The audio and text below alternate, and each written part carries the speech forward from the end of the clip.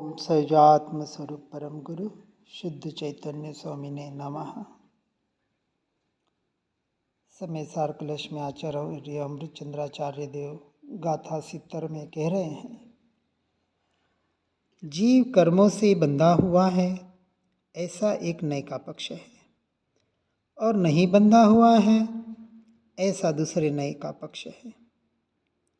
इस प्रकार चित्त स्वरूप जीव के संबंध में दो नयों के दो पक्षपात है, और जो तत्ववेत्ता पक्षपात रहित है उसे निरंतर चित्त स्वरूप जीव चित्त स्वरूप ही भासित होता है।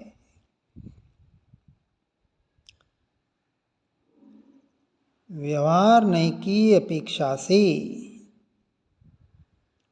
लोग कहते हैं कि जीव कर्मों से बंधा हुआ है, और फिर कर्म कहने को कहते हैं। गीता में भी कर्म किए जा फल की इच्छा मत कर ए इंसान, ऐसे ही बताया। यहाँ तो कर्मों से छूटने की बात बता रहे हैं। कर्म करना धरना कहाँ मैं कर सकता हूँ, क्या विचार करें। और निश्चय नहीं कहता है कि जीव कर्मों से बंधा हुआ नहीं है, मुक्त ही है।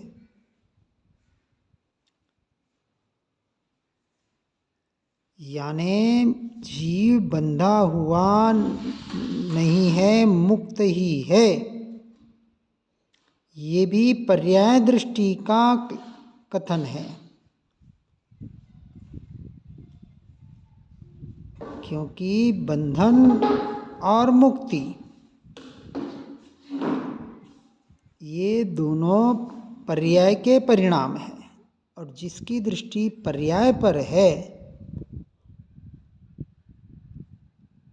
मुक्त हूँ ऐसा कहकर मोह माया जाल में फंसा हुआ जीव निश्चयाभासी अपने आप को ठग रहा है। मुक्त हूँ कहने वाला तो समाधि में बैठता है, उसके तो ध्यान और कायस्वर की अवस्था होती है, तब वास्तविक वो मुक्त के, और वो वहाँ कहने नहीं जाएगा। वहाँ उस मुक्ति का अपने स्वरूप और स्वभाव की स्थिरता के आधार पर उस मुक्त दशा का अनुभव करेगा। कह रहा है वो पर्याय दृष्टि, क्योंकि कहीं न कहीं विकल्प है। कहना या मानना या विचार करना, इसलिए जब तक व्यवहार है तब तक कहा जाता है कि व्यवहार से जीव कर्मों से बंधा हुआ है और निश्चय से मुक्त है। ये कथन है जब तक पर्याय दृष्टि है। एक बार ये बात समझ ली, जान ली, अब क्या करना है, इन विकल्पों के माया जाल से भी हटना है। इसलिए जो तत्ववेत्ता, किसे कहा तत्ववेत्ता, तात्विक जीव कौन, सच्चा मुमुक्षु कौन, जो इन नए निक्षेप प्रमाण के विकल्पों के भेदों से भी हटकर अभेद अखंड एक परिपूर्ण ऐसे अपने आत्म तत्व का लक्ष्य करे, उसमें स्थिर होने का प्रयास और पुरुषार्थ करे। और जो आत्मा में स्थिर होता है वो नियम से पर से छूटा ही होता है। यदि पर से छूटना नहीं हुआ है और कोई कह दे कि मैं आत्मा रमणता में हूँ, तो ये भी एक बड़ी भ्रांति है। क्योंकि आत्मा का यथार्थ निर्णय हो और परद्रव्य प्रभावों से छूटे नहीं, तो उसे शुष्क ज्ञानी कहते हैं हमारे महापुरुष, ज्ञानी पुरुष। मुख से ज्ञान कथे और अंतर छुटा न मोह। अब ये अपने को विचार करना है, मेरा मोह, मैं मेरापना परद्रव्य प्रभावों से कितना छूटा। क्योंकि जिनका परद्रव्यों से मैं मेरापना छूटा और वो परद्रव्य प्रभाव अपने योग्यता के अनुसार छूटे नहीं, पहले मैं मेरापना छूटेगा और फिर बाहर से भी छूटेगा, ऐसा नियम है। ऐसा जीव पक्षपात रहित है और ऐसे जीव को निरंतर चित स्वरूप जीव, सत चित आनंद स्वरूप चिद्रूप, ऐसा जो मेरा स्वभाव है, स्वरूप है, और ऐसे कहने का अधिकारी भी वही है। मैं आत्मा परमात्मा ही हूँ, मैं स्वयं भगवान हूँ। ये कहना बात अलग है, चिल्लाना बात अलग है, बोलना बात अलग है, और उसका स्वीकार करके परद्रव्य प्रभावों से हटकर अपने वास्तविक परमात्म स्वरूप में लीन होना, ये बात अलग है। एक मात्र ऊपर का तोतारटन है और एक वास्तविक सत्य पुरुषार्थ है। जो इच्छो परमार्थ तो करो सत्य पुरुषार्थ। कौन सा सत्य पुरुषार्थ? मात्र आत्मरमणता नहीं। आत्मरमणता का अर्थ परद्रव्य प्रभावों से 100% छूटना। आस्ति नास्ति दोनों का विचार करना, नास्ति पे उपयोग नहीं ले जाना है। उपयोग तो उपयोग में, ज्ञान स्वभाव में, ज्ञायक में ही स्थिर करना है। लेकिन विचार करें, जिसका उपयोग ज्ञायक में स्थिर हो जाए, क्या उसका उपयोग परद्रव्य प्रभावों की ओर जाएगा? और यदि जा रहा है तो वो अपने में रहेगा? दोनों विरुद्ध दिशा है, असंभव सी बात है। इसलिए अपने से अपने को निर्णय करना है, क्योंकि भीतर में जो मान्यता में चल रहा है अपने को ही पता चलेगा, स्वयं को कोई नहीं बता सकता आज के तारीख में। इसलिए आगे गाथा 130 में कहते हैं कि यह जो परद्रव्य प्रभावों से मैं मेरापना हटना और मैं मेरापना स्वद्रव्य स्वभाव में होना, किसके आधार पर? भेद ज्ञान और भेद विज्ञान के आधार पर। जब पता चला कि ये पर है, मैं नहीं, मेरा नहीं, तो वहाँ से उपयोग को हटाकर स्वयं में स्थिर करने का पुरुषार्थ, यही तो साधना है। और यह भेद विज्ञान अच्छिन्न धारा से तब तक भाना चाहिए जब तक प्रभावों से छूटकर ज्ञान में ही प्रतिष्ठित अर्थात स्थिर ना हो जाए। देखो, अमृतचंद्राचार्य देव 10वें शतक के भावलिंगी मुनिराज, आज से 1100 साल पहले समय सार जी, जो 2000 साल पहले आचार्य कुंद देव द्वारा लिखा गया, उसके आधार पर ये बात बता रहे हैं।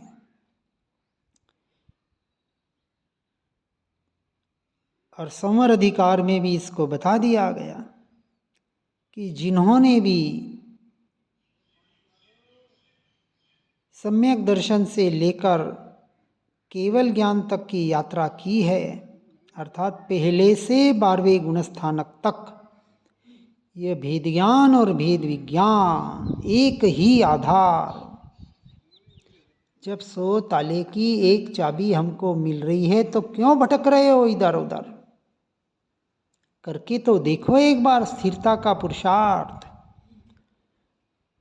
ऐसी भेद विज्ञान की अच्छिन्न धारा कब तक भानी?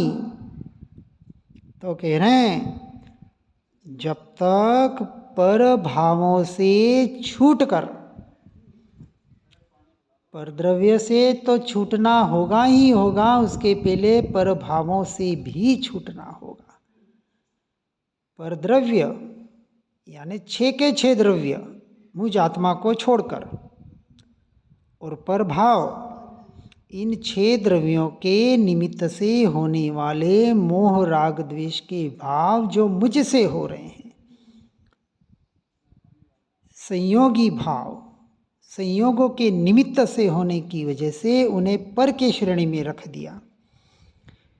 ऐसे परभावों से छूटकर जब तक ज्ञान में प्रतिष्ठित नहीं होता, ज्ञान मात्र, चैतन्य मात्र, ज्ञायक,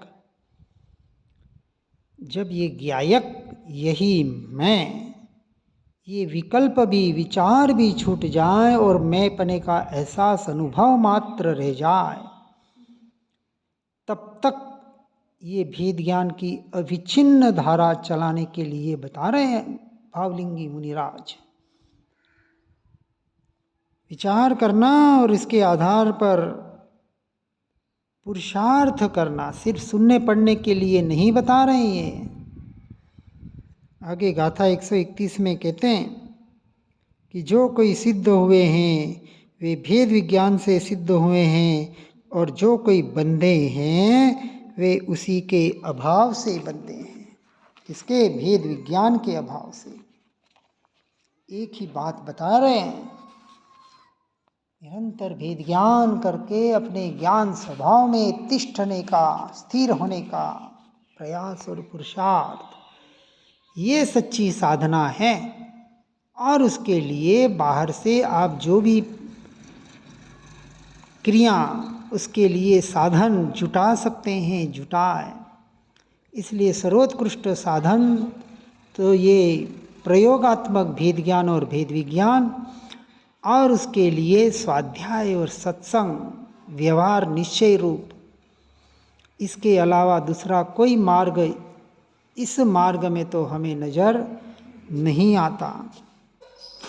इसलिए वास्तव में वह सामर्थ्य ज्ञान की ही है अथवा विराग की ही है कि कोई सम्यक दृष्टि जीव कर्मों को भोगता हुआ भी कर्मों से नहीं बंधता।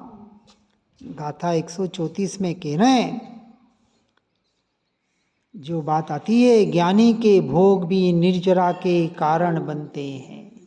ज्ञानी के हो, ज्ञानी बनना पड़ेगा। सम्यक दृष्टि की बात, अपने आप को भूल के भी सम्यक दर्शन मानकर भोग भोगने मत लग जाना।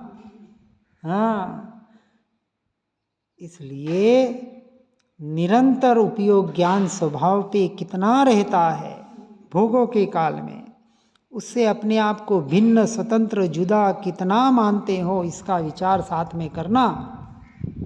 कर्मों के उदय के परिणाम अपना काम करेंगे, लेकिन हम निर्लिप्त कितना रह पा रहे हैं या नहीं अपनी भूमिका के अनुसार।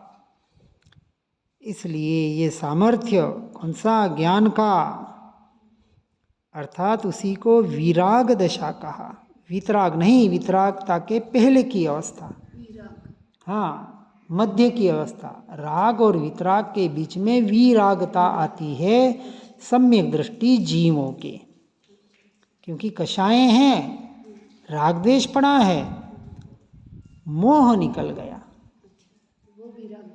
वो विराग। राग जाएगा तो वितरागता आएगी ना। तो चौथे पांचवें छठे में द्वेष भी पड़ा है, और छठे से 11वें तक राग भी पड़ा है। कषाय है ना, संज्वलन कषाय, लोभ रूपी 11वें तक 12वें वाला तो नियम से केवल ज्ञान पाता है। इसलिए ऐसे ज्ञानी पुरुष सम्यक दृष्टि जीव कर्मों को भोगते हुए कर्मों से नहीं बंधते, क्योंकि उन कर्मों के परिणामों में, उन कर्मों के निमित्त से होने वाले नैमित्तिक क्रियाओं में और उन भावों में उनका एकत्व ममत्वपना नहीं है, मैं मेरापना नहीं है, उसको वो अपना कर्ता भोक्ता नहीं मान रहे हैं। ये मान्यता की महिमा, सम्यक दर्शन की महिमा बता रहे हैं। आगे गाथा 137 में कह रहे हैं, यह मैं स्वयं सम्यक दृष्टि हूँ, मुझे कभी बंध नहीं होता। ऐसा मानकर जिनका मुख गर्व से ऊंचा और पुलकित हो रहा है, ऐसे रागी जीव भले ही महाव्रतादि का आचरण करें तथा समितियों की उत्कृष्टता का आलंबन करें, तथापि ऐसे जीव पापी मिथ्या दृष्टि है। क्या कह रहे हैं? बाहर की क्रियाओं में ही जिन्होंने धर्म मान लिया, दीक्षा भी अंगीकार कर ली, महाव्रत, समिति, गुप्ती आदि का, 28 मूल गुणों का, आहार विहार निहार की क्रिया का 100% पालन कर रहे हैं, अंश मात्र भी कहीं दोष नहीं लगा रहे हैं, ऐसे द्रव्यलिंगी मुनि जो इन क्रियाओं में धर्म मान रहे हैं, क्रियाओं के शुद्धि से संवर निर्जरा मान रहे हैं और बाहर के तपश्चरण से अपने आप को धार्मिक कहला रहे हैं और मान रहे हैं, ऐसे जीवों को, ऐसे मिथ्या दृष्टि जीवों को पापी कहा। महापुण्य का बंध करके नवग्रह तक जाते हैं, लेकिन वहाँ से नियम से गिरकर फिर तिर्यंच में। इस अपेक्षा से यहाँ कह रहे हैं, अपेक्षा को समझना बराबर, कि जिन्हें वास्तविक सम्यक दर्शन का, अपने स्वरूप और स्वभाव का, आत्मा की खबर नहीं, और कह रहे हैं कि मैं सम्यक दृष्टि हूँ, मुझे कोई बंध नहीं हो रहा, वो झूठ बोल रहे हैं। और झूठ बोलना सबसे बड़ा पाप है, क्योंकि ऐसे जीव आत्मा और अनात्मा के ज्ञान से रहित होने से सम्यक्त्व से रहित है, और सम्यक्त्व से रहित होकर अर्थात आत्मानुभूति से आत्मरमणता जिनका लक्ष्य नहीं है, ऐसे जीव मोक्ष के अधिकारी कैसे हो सकते हैं? इस बात को यहाँ विशेषतः बताने का प्रयास किया जा रहा है। गहराई से समझे, यहाँ किसी व्रत महाव्रत का निषेध नहीं हो रहा है, यहाँ आत्मज्ञान की, आत्मानुभूति की, निश्चय सम्यक दर्शन की महिमा बताने का प्रयास किया जा रहा है। भावलिंगी, श्रावक और मुनि, द्रव्यलिंगी और भावलिंगी, सम्यक दृष्टि श्रावक, वो भावलिंगी समझ लो। समझ लो, यानी आंशिक पालन तो कर रहा है कि नहीं? एक देश व्रत कहा उसे, तो एक देश व्रत का पालन सम्यक दृष्टि करता है, तो उसने भावलिंग को ग्रहण कर लिया। यहाँ भावलिंग का अर्थ क्या? अपनी आत्मा को ग्रहण करना, अलिंग ग्रहण, जिसका कोई लिंग ही नहीं है, वो भावलिंग। और जिसने अपने आप को पुरुष, स्त्री, साधु, मनुष्य आदि आदि शरीर की अपेक्षा से मान रखा है और उसकी क्रिया को अपना मान रखा है, वो द्रव्यलिंगी। चाहे वो श्रावक हो, बाहर से श्रावक पल्ले का पालन करता हो, 11 प्रतिमा का पालन करता हो, मुनि व्रत धारण कर अनंत बार ग्रहवेक उपजाया। इसलिए आत्मज्ञान की, आत्मानुभूति की, सम्यक दर्शन की महिमा बताने की अपेक्षा से कथन कर रहे हैं, क्योंकि सम्यक दृष्टि को भी 5वें गुणस्थानक में अणुव्रत, 11 प्रतिमा आदि होते हैं, देशवीरति। और भावलिंगी मुनिराजों को भी पंचमहाव्रत, 28 गुणों का पालन, आहार विहार निहार की क्रिया आदि परिणाम होते हैं। तो द्रव्यलिंग तो उनके भी होता है, लेकिन उसमें उससे वो धर्म नहीं मानते, उसे भी बोझा मानकर वहाँ से हटकर निरंतर निरंतर निरंतर आत्मलीनता का ही पुरुषार्थ करते हैं। इसलिए आत्मलीनता ही धर्म है, ऐसी जिनकी मान्यता है वो भावलिंगी। अलिंग ग्रहण के 20 बोल में ये सारा बताया है। शास्त्रों से उसको समझने का प्रयास करें और मोक्ष मार्ग में आगे बढ़कर अपने इस मनुष्य भव को सफल बनाएं।